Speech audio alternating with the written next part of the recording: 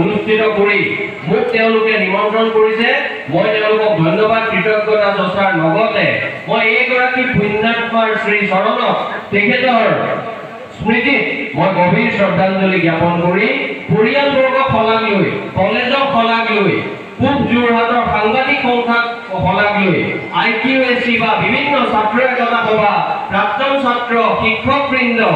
মই এতিয়া নোচোৱাকৈ চাই আছো অকণি মনত ৰখা কোনোবা যদি বাদ পৰিছে মই নাজানো সকলোকে ধন্যবাদ জনাই মই মোৰ বিষয়টোলৈ আহিব বিচাৰিছো।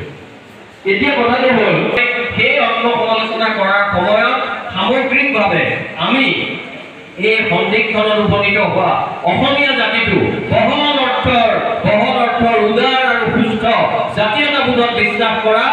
অসমৰ এই জাতিটোৰ বাবে বৰ্তমান পৰিস্থিতিত সংকট আৰু সম্ভাৱনা কি আৰু নতুন প্ৰজন্মই সংকটৰ কথা কমকৈ পাতি সম্ভাৱনীয়তাৰ কথা বেছিকৈ কেতিয়া পাতিব, প্ৰত্যাহ্বানৰ কথা কমকৈ পাতি প্ৰত্যাশাৰ দিশলৈ তেওঁলোকে নিজক সমৰ্পিত কৰিব কেতিয়াকৈ পাৰিব, সেইবোৰেই হ'ল আজিৰ দিনত আমাৰ আগত আহি পৰা ডাঙৰ